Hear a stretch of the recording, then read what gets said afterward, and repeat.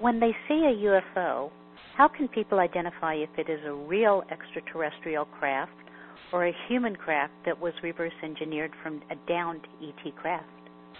Very good question, and this is a very frequently asked question that on Sea Study expedition events. In fact, that was asked to me some years ago. I was meeting with a Hollywood producer who's, I won't say his name here, I guess, but let's just say top tier director and producer in Hollywood, and he had an encounter some years ago of an extraterrestrial craft that was very luminous, not quite fully materialized, and the craft itself seemed conscious. Now, here's something, hope you're all sitting down. The actual extraterrestrial vehicles are bio-nano machines that have artificial intelligence to the point that they are actually conscious.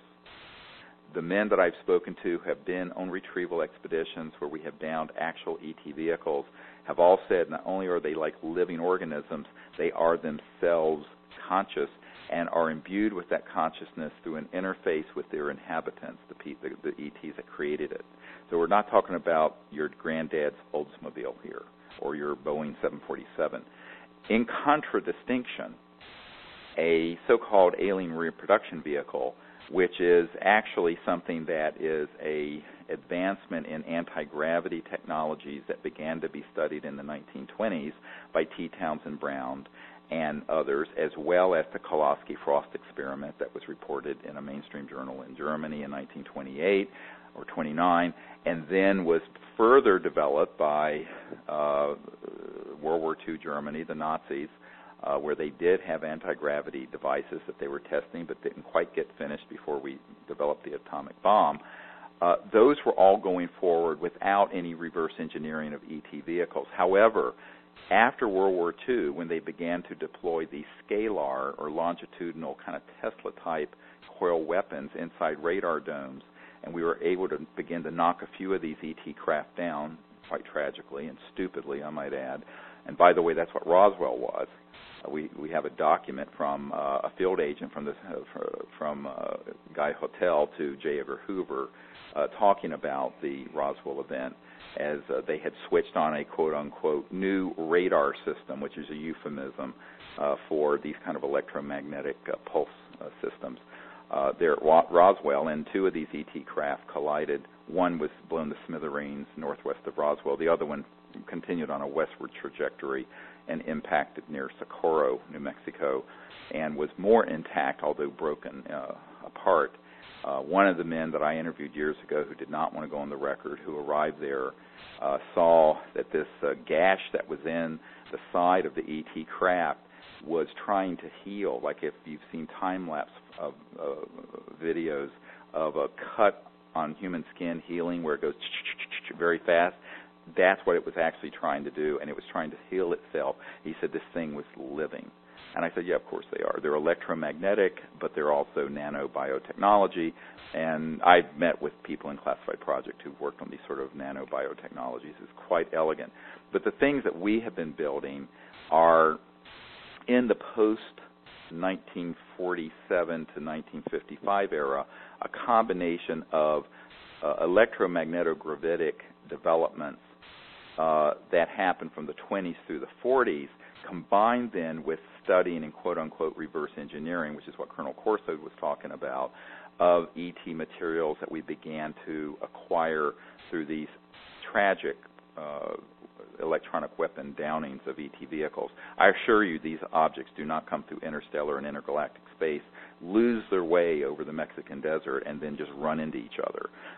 These were things that were done, and people forget that by the 40s and 50s there were highly classified and very well developed electromagnetic warfare systems, and they're still classified 70 years later. But when you see one of these, and they're made out of Palmdale and Lockheed Martin Skunk Works and out of the outback of Australia there at Pine Gap in an underground facility and other places, these have rivets. They're made by digging up metal and putting them together, and they have very advanced, but they're very different from an ET vehicle, which is seamless, has no rivets, has a conscious living component to it, and looks very different because even the light coming from an ET vehicle is coming from such pure elements because they're being manufactured through a sort of infra-ultrasound, I call it, or sonic resonance that brings in from one dimension into linear space-time. And the ETs are not going and digging up iron ore or titanium, smelting it and putting something together. They're actually materializing these from a template that some say would be coming from consciousness, but it was an electronic aspect of consciousness that then brings these into linear space-time. We really know how these ET manufacturing systems work, but this is probably beyond the scope of this call, however fascinating it may be. But my point is, the ET vehicles versus the ones coming out of Lockheed Martin and Northrop and the work at SAIC and MITRE Corporation and Atlantic Research Corporation and others, these particular man-made ones are obviously machines. And when this producer told me about a subsequent contact he had, it was in the, I think they're pronounced Unita Mountains there outside of Provo, Utah, in the mountains of Utah. And he was with a producer, and they were driving through the mountains, and suddenly this machine floated by, silent, anti-gravity, but he says it had parts, it had rivets, he says it absolutely looked like a man-made thing. I said, well, of course it was. That the most top-secret facilities are in underground places outside Provo and the Dugway Proving Grounds. Forget Area 51. That's so 1968 and 1970s. I want to vomit. But to be frank, the real action is in these other places, although no one talks about it. And that's where he was. He was on the outskirts of that, and here this thing came floating by, and he was so shocked. He said it was so obvious it was man-made in contradistinction to this luminous, conscious thing that was beautiful that he had had an encounter with years before then. And so, but he was just asking me to confirm, was that one a man-made? Do we have those machines? I said, oh, absolutely. We've had them flying around since at least the 1950s and early 1960s. Fully operational. By the way, I always think of this when I'm just came back from the West Coast and on a 5-6 hour flight. I was thinking, oh my God, this should be a 10-minute thing. Forget Virgin America, as nice as it was. It would be much nicer if we had one of these alien reproduction vehicles and could just go here and there. And someday we will. By the time George Jetson was zipping around in that cartoon, folks, we actually already had that stuff. And that's what's really funny about art, sometimes really imitating life.